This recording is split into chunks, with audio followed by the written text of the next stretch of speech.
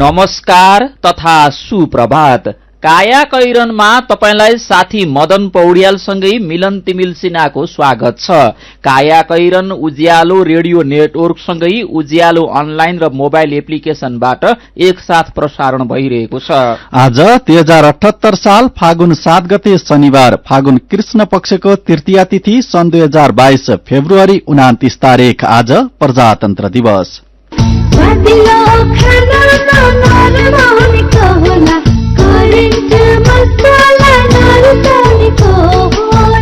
काया कैरनको साथमा करेन्ट मसला र करेन्ट चिया, स्वादको झट्का। आज सन् 2022 फेब्रुअरी 19 तारिक हो। आज वार्षिक उत्सव मनाउँदै गरेका डडेलधुराको परशुराम एफएम 91.2 मेगाहर्ज, गुल्मीको रेडियो रेसुङ्गा 106.2 मेगाहर्ज र रूपन्देहीको सामुदायिक रेडियो रूपन्देही एफएम 102 मेगाहर्जलाई शुभकामना व्यक्त गर्दै काया कैरन शुरू गरौं। मुख्य खबरका शीर्षकहरूबाट। एमसीसी सम्झौताको विषयमा दलहरू विभाजित भइरहँदा चीन र अमेरिका आम्ने सामने। अमेरिकाले नेपाललाई धम्की दिएको भन्दै प्रतिरोध गर्ने चीनको चेतावनी। हिंसा भड्काउने कुरा स्वीकार्य नहुने अमेरिकाको प्रतिक्रिया। राजनैतिक ध्रुवीकरण बढ्दो। विद्यालयमा चैतसम्म कोर्स सक्नै गाह्रो। अर्को वर्षको शैक्षिक सत्र बिग्रिन नदिने गरी तयारी भइरहेको सरकारको भनाई। नेपालमा कोरोना भाइरसका सक्रिय संक्रमितको संख्या 15,000 भन्दा तल। सरकारद्वारा कोरोनाको आकस्मिक प्रतिकारका लागि विश्व बैंकबाट 2 अर्ब बढीको ऋण स्वीकार।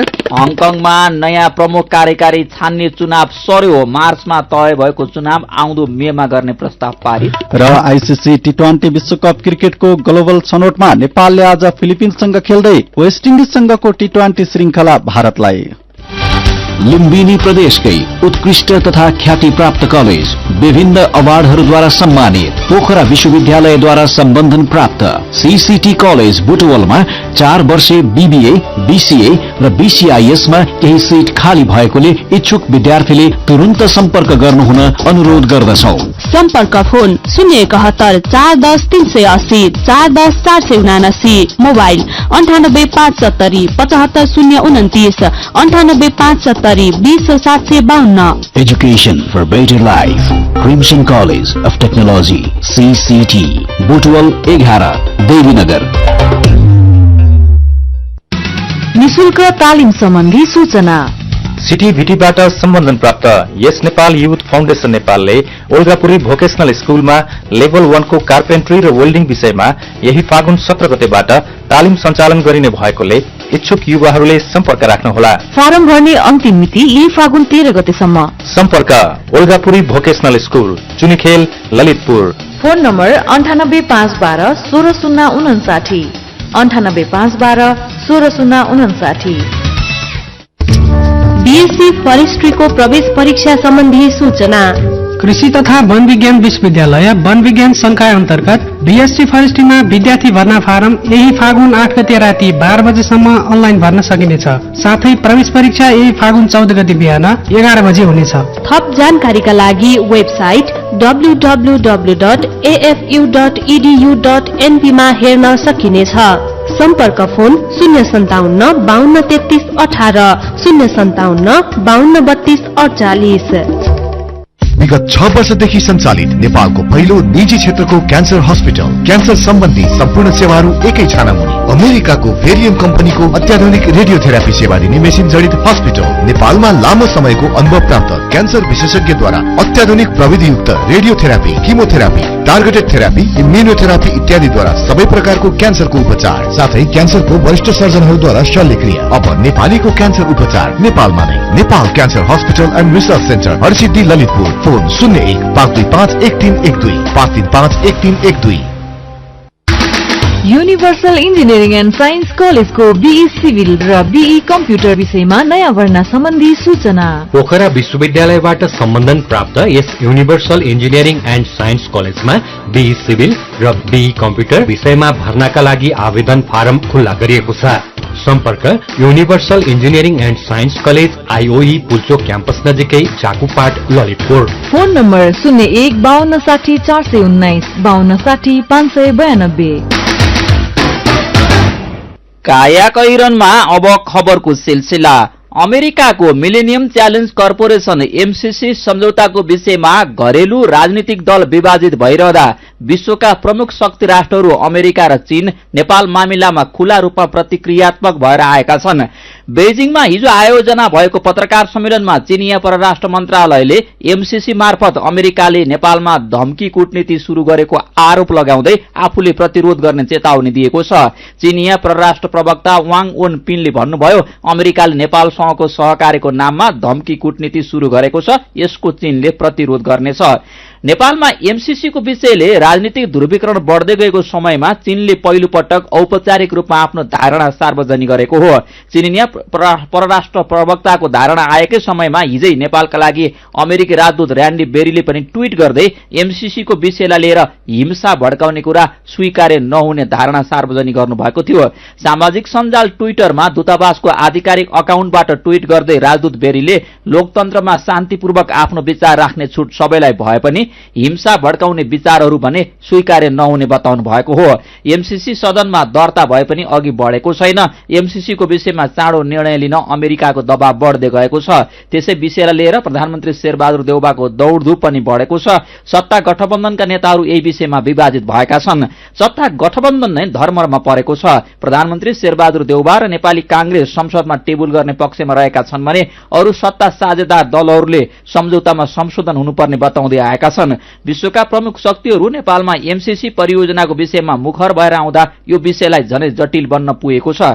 एमसीसी सम्झौताको विरोधमा काठमाडौँ सहित देशका विभिन्न ठाउँमा विरोध प्रदर्शन भइरहेको छ। काठमाडौँ स्थित अमेरिकी दूतावासले भ्रम फैलाएको भन्दै त्यस विरुद्ध अभियान शुरू भएको छ। चीनका लागि पूर्व नेपाली राजदूत राजेश्वर आचार्यले नेपालको आन्तरिक मामिलामा अरू देशहरूले चासो राख्नु गम्भीर भएको बताउनुभयो।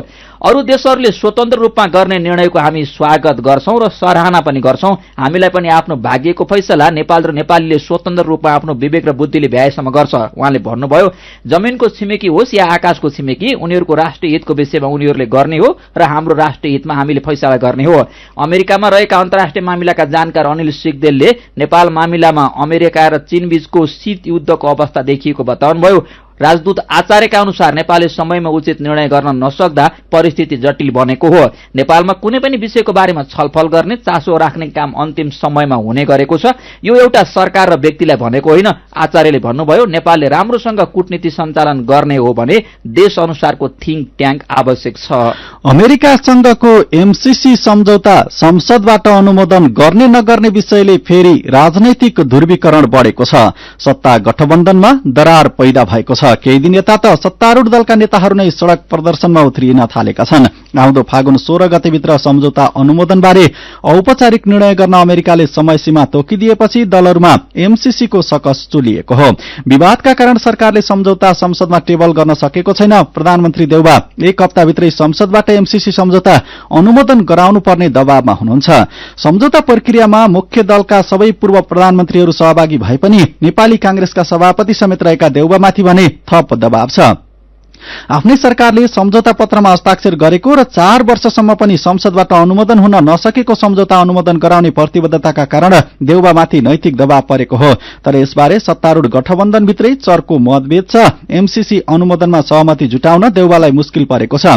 कांग्रेस बाहेक गठबन्धन सम्बन्ध नेकपा माओवादी केन्द्र, नेकपा एकीकृत समाजवादी र जनता समाजवादी पार्टी आफ्नै दलभित्र समेत एमसीसी बारे विभाजित छन्। गठबन्धन दलहरूले सहमति जुटाएर एमसीसी बारे निकास निकाल्ने प्रयास गरे पनि त्यो सफल हुन सकेको छैन। त्यसैकारण प्रधानमन्त्री देउबाले गठबन्धन र प्रमुख प्रतिपक्षी नेकपा एमालेसँग समानान्तर रूपमा वार्ता र छलफल अगाडि बढाउनु भएको छ। प्रधानमन्त्री देउबाले एमसीसीमा राष्ट्रिय सहमतिको प्रयास गरिरहेको उहाँ निकट नेताहरू दावी गर्छन्। कांग्रेसका प्रवक्ता प्रकाश शरण महतले एमसीसीमा सहमतिको खोजी भइरहेको बताउनुभयो। कम्युनिष्ट दलहरूले एमसीसी प्रक्रियामा सधैँ सहमति गरेर अहिले त्यसबारे भ्रम फैलाएपछि कांग्रेसलाई मात्रै अपजसको भागीदार बनाउन खोजेको उहाँको भनाइ छ। प्रधानमन्त्री देउबाले अझै पनि गठबन्धनलाई प्राथमिकतामा राखेको कांग्रेसका अर्का एक नेताले बताएका छन्। सकेसम्म गठबन्धनबाट निकास खोजौं भन्ने हो। यो अप्ठ्यारो राजनीतिक परिस्थितिमा निर्माण भएको गठबन्धन सरकार हो। त्यसैले सकेसम्म गठबन्धनकै सहमतिबाट एमसीसी टेबल हुन्छ, ती नेताले भनेका छन्। नभए विकल्पको खोजी हुनु स्वाभाविकै हो। देउवाले एमालेसँग पनि विभिन्न कोणबाट छलफल गरिरहनु भएको छ र जुनसुकै बेला पनि समीकरण फरक बन्न सक्ने ती नेताको भनाइ छ। प्रधानमन्त्री देउवाले संचार मन्त्री ज्ञानेन्द्र बहादुर कार्की, नेता मिनेन्द्र रिजाल लगायत नेताहरू मार्फत निरन्तर प्रतिपक्षी दल एमालेसँग संवाद गरिरहनु भएको छ। काया कैरनमा रिपोर्टसँगै खबरको सिलसिला बाँकी नै छ, सुन्दै गर्नुहोला। के तपाईको स्थानीय तहले बालबालिका प्रतिको कानूनी दायित्वलाई पूरा गरेको छ? आफ्नो स्थानीय तहमा बाल अधिकार संरक्षण र सम्वर्धन गर्न, बाल अधिकारको अनुगमन र सुनवाई गर्न, बाल बालिकाको सहभागितालाई प्रोत्साहित गर्न तथा बाल क्लबहरूको गलत व्यवस्थित गर्नको लागि प्रत्येक स्थानीय तहहरूले बाल बालिका सम्बन्धी ऐन 2075 को दफा 60 को उपदफा 2 बमोजिम स्थानीय बाल अधिकार समिति गठन तथा परिचालन गरौं। दफा 61 बमोजिम स्थानीय तहमा बाल कल्याण अधिकारीको नियुक्ति गरौं। दफा 63 अनुसार बाल बालिकाको संरक्षण सहायताका लागि बाल कोष र सहायता प्रेषण प्रणालीको स्थापना र सञ्चालन गरौं। बाल अधिकार संरक्षण र सम्वर्धन सम्बन्धी आफ्नो नीति तथा कार्यविधि निर्माण गरी लागू गरौं। बाल क्लबहरूको दर्ता तथा अनुमतिको नीतिगत व्यवस्था गरौं। नेपाल सरकार, महिला बाल बालिका तथा ज्येष्ठ नागरिक मन्त्रालय, राष्ट्रिय बाल अधिकार परिषदद्वारा बाल हितमा जारी सन्देश। सम्बन्धको विकास त्यति बेला सम्भव हुन्छ जब हरेक आफ्नो र आफन्तहरूसँग निर्धक्क अनि खुलेर कुरा हुन्छ, चाहे त्यस्तो कुरा व्यक्तिगत होस् या व्यावसायिक हो। नेपाल टेलिकमको सर्र चल्ने वाइफाई, खर्र जाने बल्क एसएमएस, हुरहुरी चल्ने 4G इन्टरनेट, सलल जोडिने ती CUG नेटवर्क अनि आहा कति रमाइलो एनटीटीभी। बाँकी त सब मनको कुरा न हो। नेपाल टेलिकम, राष्ट्रको सञ्चार। सुरक्षित र समृद्ध होस् जिन्दगीको सेरोफेरो, भोलिको लागि सोच्नु पर्ने कर्तव्य हो तिम्रो मेरो। दुःख हुन भोलिलाई बिमा गरौँ है, नेसनल लाइफ इन्सुरेन्समा बिमा गरौँ है। विगत 33 वर्षदेखि सञ्चालनरत नेपालकै पहिलो अग्रणी जीवन बीमा कम्पनी, नेपाल सरकारको पूर्ण स्वामित्व रहेको राष्ट्रिय वाणिज्य बैंक प्रवर्तक रहेको national life insurance company, Lazimpat, Kathmandu. ए चिठा पढ्यो, चिठा पढ्यो, चिठा पढ्यो। चिठा किन छ र? चिठा पढ्नु? ए मदन बहादुर पनि बुढो मान्छे भएर के चिसिरहेको नि, थाहै नभए जस्तो। सानीमा ब्याङ्कले रेमिटेन्स मुद्दती खातामा उच्च 12.03% सम्म ब्याज दर दिइरहेको छ भनेको छ। एकदम सुरक्षित ब्याङ्कमा उच्च ब्याज दर, त्यो पनि हरेक महिना पाउने भएपछि चिठा पढ्यो नि त। साँच्ची एकदम कम निष्क्रिय कर्जा भएको सुरक्षित ब्याङ्क भएर पनि उच्च ब्याज दर दिनु त चिठा नै पर्नु हो। अब म सानीमा ब्याङ्कमा 12.03% ब्याज दरमा मुद्दती खाता खोलो भनेर विदेशमा बस्ने छोरीलाई पनि भनिहाल्छु। नबिर्स है, सानीमा ब्याङ्कले अन्य मुद्दती खातामा पनि 11.03% सम्म ब्याज दिइरहेको छ नि। थाहा छ क्या, थाहा छ। थाहा भएर नै सानीमा ब्याङ्क जानु लाग्दो हो नि। तपाईहरू पनि सानीमा ब्याङ्कमा आजै उच्च ब्याज दरको मुद्दती खाता खोल्नुहोस्। अनलाइनबाट खाता खोल्नका लागि www.sanimabank.com मा लगइन गरी एप्लाई फर अनलाइन एकाउन्टमा क्लिक गर्नुहोस्। थप जानकारीका लागि 9801190119 मा सम्पर्क गर्नुहोला। थोरै बचत धेरै कायदा, बीमाका छन् फाइदै फाइदा। सरकारी स्वामित्व र बीमाको क्षेत्रमा विश्वसनीय नाम राष्ट्रिय बीमा संस्थान। जीवन बीमाका लागि आजै राष्ट्रिय बीमा संस्थान रामशाहपथ काठमाडौँ वा नजिकैको शाखामा सम्पर्क गरौं। शिक्षक सेवा आयोग तयारी कक्षाका लागि एउटै नाम युनियन एजुकेसन, बागबजार, काठमाडौँ। देशकै सर्वोत्कृष्ट संस्था युनियन एजुकेसन बागबजार काठमाडौँमा शिक्षक सेवा आयोगको प्रावि, निमावि र माविका तयारी कक्षाहरू सञ्चालन भइरहेको छ। दक्ष तथा अनुभवी प्रशिक्षकबाट 3 शिफ्टमा 5 घण्टाका दरले कक्षा सञ्चालन। छात्र र छात्राका लागि छुट्टा छुट्टै होस्टेलको व्यवस्था। 77 जिल्लाबाट भौतिक तथा अनलाइन कक्षामा विद्यार्थीको उपस्थिति। सम्पर्क काठमाडौँका लागि 9856 61 991, 9856 61 992 र 9856 66 491। तनहुँ दमौलीका लागि 9846 66 491 र 9846 91 785।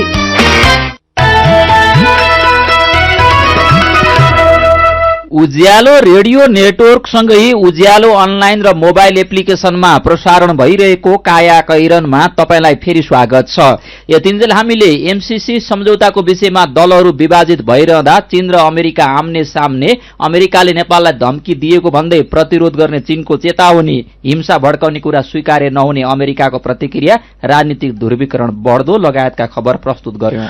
अब बाँकी खबर। नेपालमा कोरोना भाइरसका सक्रिय संक्रमितको संख्या 15,000 भन्दा तल झरेको छ। पछिल्लो 24 घण्टामा 2,454 जना निको भएसँगै कोरोना भाइरसका सक्रिय संक्रमितको संख्या 14,435 जनामा झरेको स्वास्थ्य तथा जनसंख्या मन्त्रालयले जनाएको छ। यस्तै पछिल्लो 24 घण्टामा 437 जनामा कोरोना भाइरसको संक्रमण पुष्टि भएको छ। पीसीआर र एन्टिजन गरी 9,091 जनाको नमूना परीक्षण गर्दा 437 जनामा संक्रमण पुष्टि भएको हो। कोरोना संक्रमणका कारण थप 2 जनाले ज्यान गुमाएका छन्। यसैबीच सरकारले कोभिड-19 को आकस्मिक प्रतिकार्य तथा जनस्वास्थ्य जोखिमको पूर्व तयारी परियोजनाका लागि विश्व बैंकबाट प्राप्त हुने 18 मिलियन अमेरिकी डलर अर्थात झण्डै 2 अर्ब 14 करोड़ थप रकम ऋण सहायता स्वीकार गर्ने निर्णय गरेको छ। सरकारले यसअघि पनि विश्व बैंकबाट कोभिड विरूद्धको खोप खरिदका लागि ऋण सहायता स्वीकारेको थियो। कोरोना भाइरसको पछिल्लो भेरिएन्ट ओमिक्रोनको संक्रमण बढ्न थालेसँगै बन्द भएका शिक्षण संस्था फागुन 1 गतेदेखि खुलेका छन्। कोभिड विरूद्धको खोप विद्यार्थीलाई लगाउने व्यवस्था गरेसँगै सरकारले देशभर विद्यालय खोल्ने निर्णय गरेको हो।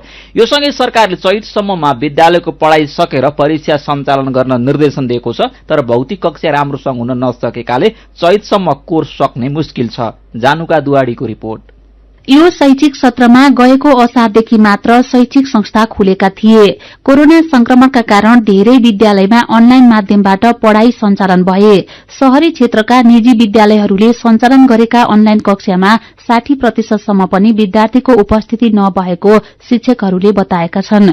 कतिपय सामुदायिक विद्यालयमा त अनलाइन कक्षा नै हुन सकेन।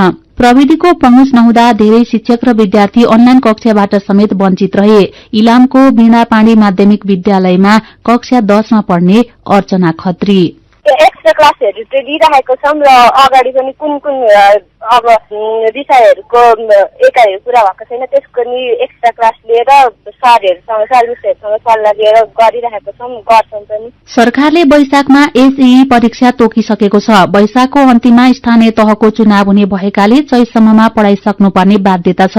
विद्यालय स्तरबाट लिने परीक्षाको आफूले जति पढ़ाइसकेको छ त्यसलाई नै 100 पूर्णाङ्क मानेर प्रश्न सोध्ने र राष्ट्रिय परीक्षा बोर्डले लिने परीक्षाको भने अतिरिक्त कक्षा सञ्चालन गरेर भए पनि कोर्स सक्ने विद्यालयहरूको तयारी छ।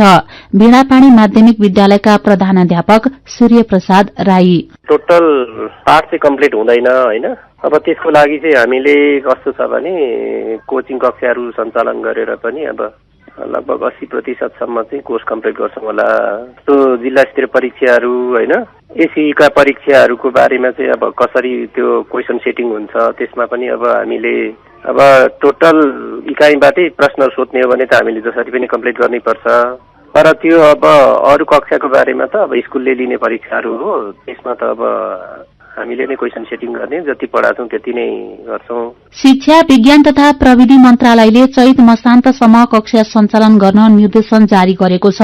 चुनावका कारण वैशाख 20 भित्र सबै परीक्षा लिइसक्नुपर्ने उल्लेख गर्दै मन्त्रालयले कोभिडले गर्दा शैक्षिक सत्र पूरा हुन नपाएकोले जसरी भए पनि अर्को वर्षको शैक्षिक सत्र बिग्रन नदिने विषयमा मन्त्रालय गम्भीर भएको मन्त्रालयका प्रवक्ता दीपक शर्मा बताउनुहुन्छ। शैक्षिक सत्र लस गर्नु हुँदैन, त्यो चाहिँ हो, त्यो गर्न आवश्यक छैन, मेन्टेन गर्न सकिन्छ। त्यसैले अब परीक्षाको कुराहरू वैशाखमा गर्दा राम्रो हुन्छ भन्ने सुझाव आएको छ। त्यही विषयमा हामीले परामर्श गरेर मन्त्रालयले एउटा निर्णय गर्छ। के हो कुरा चाहिँ भने चैत्रभरि विद्यार्थीहरूलाई पढ्न दिनुपर्छ भन्ने कुरा हो। कोभिडका कारण विगतमा भएको शैक्षिक अवरोध र वैशाखमा तोकिएको स्थानीय तह चुनावको प्रभाव विद्यालय तहका परीक्षाहरूमा परेको छ। समय र परिस्थितिलाई मध्यनजर गर्दै विद्यार्थीलाई मानसिक असर नपर्ने गरी शैक्षिक गतिविधि अगाडि बढ़ाउनेतिर विद्यालय लगायतका सम्बन्धित सरकारी निकायको ध्यान केन्द्रित हुन आवश्यक देखिन्छ। काया कैरनमा मेरो पनि भन्नु छ र कार्टुनसँगै खबरको सिलसिला बाँकी नै छ, सुन्दै गर्नुहोला।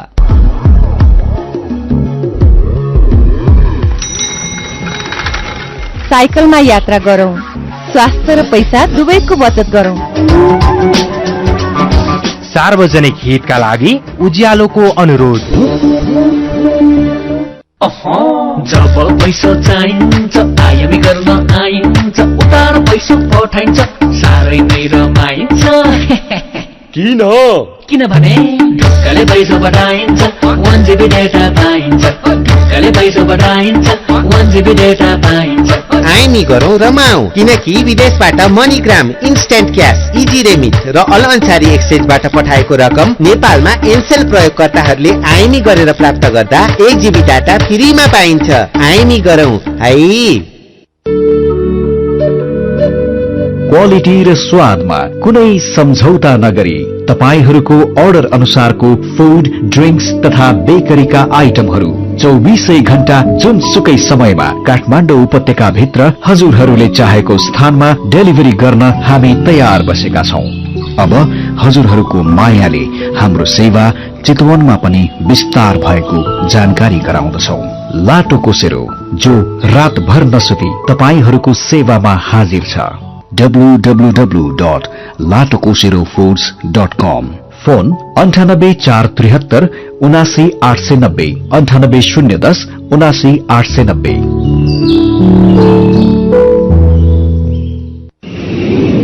मेरा छोराछोरीको सपना अन्तर्राष्ट्रिय स्तरको उच्च शिक्षा म पनि यस्तै चाहन्छु। मलाई विश्वास छ हाम्रो सपना र चाहनालाई पूरा गर्छ नेपाल जापान सेवा सेन्टरले। हजुर, उच्च शिक्षाको लागि जापानको जुनसुकै सिटीमा अध्ययन गर्न र जापानिज भाषा सिक्नको लागि हामी तपाईको साथमा छौं। सम्पर्क नेपाल जापान सेवा centre Nagpokhari Kathmandu. Phone number 4428 242 4428 242। Come once, you will certainly be benefited. सीधा कुरा प्रश्न विचार काठमाडौँमा 90 मेगाहर्ज उज्यालो रेडियो नेटवर्क मार्फत देशभरिका विभिन्न एफएम स्टेशन तथा उज्यालो अनलाइन र मोबाइल एप्लिकेशनमा प्रसारण भइरहेको काया कैरनमा तपाईलाई फेरि स्वागत छ। अब बाँकी खबर। चितवनको भरतपुर महानगरपालिका र इच्छाकामना गाउँपालिका बीचको सीमा विवाद जिल्ला समन्वय समिति हुँदै 1.5 वर्ष अघि नै संघीय मामिला तथा सामान्य प्रशासन मन्त्रालयमा पुगेको छ। भरतपुर 11 र इच्छाकामना 7 बीच खगेरी खोला सीमाका विषयमा विवाद छ। जुम्लाको कनका सुन्दरी गाउँपालिका र मुगुको छायानाथ रारा नगरपालिका बीच पनि सीमा विवाद छ। काभ्रेको नमबुद्ध नगरपालिकाका 2 वडा बीच सीमा विवाद छ। देश संघीयतामा गएसँगै पुनर्संरचना गरेका स्थानीय तहका 67 ठाउँमा सीमा विवाद देखिएका छन्। तत्कालीन स्थानीय निकाय स्थानीय तहमा परिणत भएसँगै फरक फरक जिल्लाका स्थानीय तह, एउटै जिल्लाका स्थानीय तह र एउटै पालिकाका वडा बीच 67 ठाउँमा सीमा विवाद देखिएको हो। विवादको छिनोफानो अब चुनाव पछि मात्रै हुने संघीय मामिला मन्त्रालयका प्रवक्ता वसन्त अधिकारीले बताउनु भएको छ। स्थानीय तहका 67 ठाउँमा सीमा विवाद शीर्षकको यो खबर आजको नयाँ पत्रिका दैनिकले छापेको छ। मेरो पनि भन्नु छ। बजारमा खाने तेलको भाव बढेको बारे दीक्षित नेउपाने उज्यालोको फेसबुक पेजमा लेख्नुहुन्छ, खाने तेलको मात्रै होइन सबैजसो दैनिक उपभोग्य वस्तुको भाव बढेको छ। नागरिकको भान्सा चल्नै गाह्रो हुन लागिसक्यो। तर विडम्बना भन्नुपर्छ यो विषयमा सम्बन्धित निकाय भने मौन छ। यही विषयमा विश्व मगर लेख्नुहुन्छ, अब खाने तेलको विकल्प खोज्ने बेला पो भएको हो कि तेल भन्दा गाई भैंसीको घिउ प्रयोगमा जोड़ दिने गरौं अनि तेलको प्रयोग गर्नै परे थोरै मात्रामा प्रयोग गर्ने गरौं। कृष्ण पाठकको प्रतिक्रिया छ, खेतबारी बाँझो राखेर पसलमा तेल किन्ने बानी आजैदेखि छोडौं अनि सबैले कृषि कर्म गरौं, तेलहन बाली लगाऊं, यसैमा जागरूक बनाऊ। हिजो विश्वकप छनौटमा नेपालले ओमानलाई 39 रनले हराएर विजयी शुरूआत गरेको बारे सबिन ठकुरी लेख्नुहुन्छ, आशै नगरेको खेल नेपालले जित्यो, खुशीले के गरौं कसो गरौं भएको छ। आगामी दिनका लागि पनि नेपाली टिमलाई अग्रिम शुभकामना।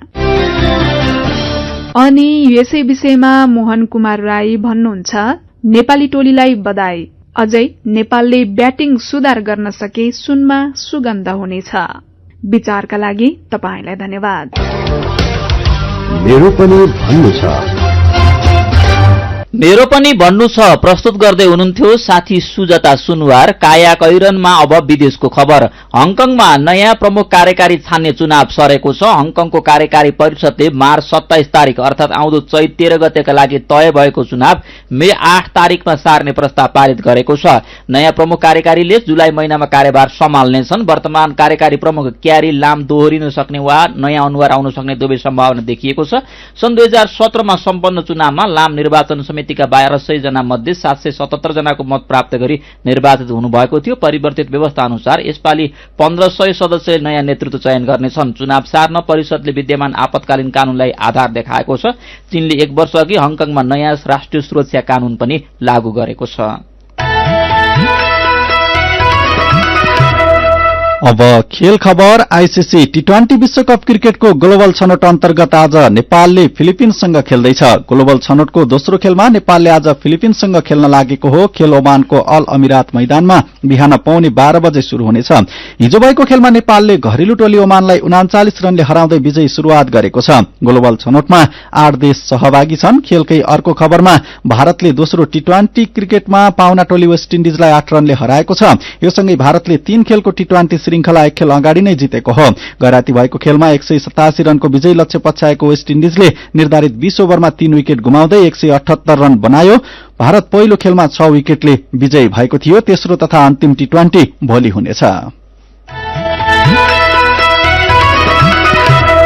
काया कैरनमा अब केही खबर संक्षेपमा। आज 72औं प्रजातन्त्र दिवस देशभर विभिन्न कार्यक्रम गरी मनाइँदैछ। प्रजातन्त्र दिवसको अवसरमा राष्ट्रपति विद्यादेवी भण्डारीबाट 501 जना कैदीको कैद मिनाहा र 12 जना व्यक्तिहरूलाई सजाय माफी गरिएको छ। सरकारले सशस्त्र प्रहरीमा 2 प्राविधिक सशस्त्र प्रहरी नायब महानिरीक्षक डीआईजी सहित 112 वटा दरबन्दी थप गरेको छ। सशस्त्र प्रहरी बलको कुल जनशक्ति 37116 बाट 62 घट्ने गरी सरकारले पद समायोजन गरेको हो। पद समायोजनका क्रममा 174 वटा विभिन्न दरबन्दी कटौती गरिएको छ। मध्य प्रदेशको आन्तरिक मामिला मन्त्रालयले प्रहरी भर्ना रोक्न माग गर्दै सर्वोच्च अदालतमा मुद्दा दर्ता गराएको छ। प्रहरी समायोजन नगरी संघीय सरकारले प्रहरी भर्नाको विज्ञापन गरेर प्रदेशको क्षेत्राधिकार मिचेको भन्दै मध्य प्रदेशले मुद्दा दर्ता गराएको हो। रिटमा संघीय सरकारले आह्वान गरेको प्रहरी विज्ञापन रोक्न माग गर्दै प्रहरी प्रधान कार्यालय, गृह मन्त्रालय र प्रधानमन्त्री तथा मन्त्री परिषदको कार्यालयलाई विपक्षी बनाइएको छ। मध्य प्रदेशका आन्तरिक मामिला मन्त्री भरत प्रसाद शाहले प्रहरी समायोजनको लागि बारम्बार ताकेता गरे पनि संघीय सरकारले अटेर गर्दै आइरहेको अवस्था र विज्ञापन समेत खोलेको कारणले बाध्य भएर उत्प्रेषणयुक्त परमादेश समेतको माग गरी मुद्दा दर्ता गराइएको जानकारी दिनुभयो। अखिल नेपाल फुटबल संघ एन्फाको आज हुने भनिएको विशेष साधारण सभा स्थगित भएको छ। एन्फाको साधारण सभा दोस्रो पटक स्थगित भएको हो। प्राविधिक कारणवश साधारण सभा स्थगित गरिएको एन्फा महासचिव इन्द्रमान तुलाधरले निकालेको विज्ञप्तिमा उल्लेख छ। भैरवाको गौतम बुद्ध अन्तर्राष्ट्रिय विमानस्थलमा क्यालिब्रेसन फ्लाइट अर्थात यान्त्रिक परीक्षण उडान शुरू भएको छ। थाइल्याण्डबाट एरोनटिकल रेडियो अफ थाइल्याण्ड एरोथाई कम्पनीको जहाज आएसँगै हिजो यान्त्रिक परीक्षण उडान शुरू भएको हो। पूर्ण बैठकले न्यायाधीश हरिकृष्ण कार्की नेतृत्वको प्रतिवेदन कार्यान्वयन गर्दै न्यायालयमा सुधार थाल्ने निष्कर्ष निकालेको छ। न्यायाधीशहरूको दबावका बीच भदौ पहिलो हप्ता यो प्रतिवेदन सार्वजनिक भएको थियो। त्यसमाथि पूर्ण बैठकमा न्यायाधीशहरूले छलफल थालेका थिए, तर त्यसको केही दिनमै जबरामाथि संगीन प्रश्नहरू उठ्न थालेपछि न्यायाधीशहरू पनि असन्तुष्ट बनेका थिए, तर कार्कीको प्रतिवेदन कार्यान्वयनमा जोड़ दिएको छ। र अहिले देशमा कुनै उल्लेखनीय मौसमी प्रणालीको विकास नभएकाले केही दिन देशभरको मौसम सफा रहने मौसम पूर्वानुमान महाशाखाले जनाएको छ। काया कैरनमा अब पालो आयो उखानको। मुढाको मुख झिझाले डराउँछ। उज्यालो रेडियो नेटवर्कबाट प्रसारण भइरहेको काया कैरन सक्नु अघि मुख्य खबर फेरि एकपटक। एमसीसी सम्झौताको विषयमा दलहरू विभाजित भइरहँदा चीन र अमेरिका आम्ने सामने। अमेरिकाले नेपाललाई धम्की दिएको भन्दै प्रतिरोध गर्ने चीनको चेतावनी। हिंसा भड्काउने कुरा स्वीकार्य नहुने अमेरिकाको प्रतिक्रिया। राजनैतिक ध्रुवीकरण बढ्दो। विद्यालयमा चैतसम्म कोर्स सक्नै गाह्रो। अर्को वर्षको शैक्षिक सत्र बिग्रन नदिने गरी तयारी भइरहेको सरकारको भनाई। नेपालमा कोरोना भाइरसका सक्रिय संक्रमितको संख्या 15,000 भन्दा तल। सरकारद्वारा कोरोनाको आकस्मिक प्रतिकार्यका लागि विश्व बैंकबाट 2 अर्ब बढीको ऋण स्वीकार। हङकङमा नयाँ प्रमुख कार्यकारी छान्ने चुनाव सर्यो। मार्चमा तय भएको चुनाव आउँदो मेमा गर्ने प्रस्ताव पारित। र आईसीसी टी20 विश्वकप क्रिकेटको ग्लोबल छनौटमा नेपालले आज फिलिपिन्ससँग खेल्दै वेस्ट इन्डिजसँगको टी20 श्रृंखला भारतलाई। अब कार्टुन। आज हामीले फेसबुकमा भेटिएको एउटा कार्टुन लिएका छौं। एमसीसी बारे दुई जिब्रे कुरा गर्ने नेताहरूलाई यो कार्टुनले व्यङ्ग्य गरेको छ। यहाँ माओवादी अध्यक्ष प्रचण्ड जस्तै देखिने मान्छे हातमा एमसीसी भनेर लेखिएको कार्ड कहिले देखाउँदै कहिले लुकाउँदै लिएर बसिरहेका छन्। अनि उनी भन्दैछन् हामी स्पष्ट छौं, एमसीसी पास हुनुपर्छ, होइन हुनु पर्दैन, एमसीसी चाहिन्छ, होइन चाहिँदैन। आजको कायाकैरन सकिएको छ। कायाकैरनबाट प्राविधिक साथी प्रवीण श्रेष्ठसँगै हामी पनि बिदा माग्छौं। कायाकैरन सुन्नु भएकोमा तपाईलाई धन्यवाद। उज्यालो मोबाइल र अनलाइनमा प्रसारण भइरहेका रेडियो र अनलाइनका सामग्री भाइबरमा पनि उपलब्ध छन्। कोरोना विरुद्धको खोप लगाए पनि घर बाहिर निस्कने बेलामा मास्क लगाउन नबिर्सौं। नमस्कार।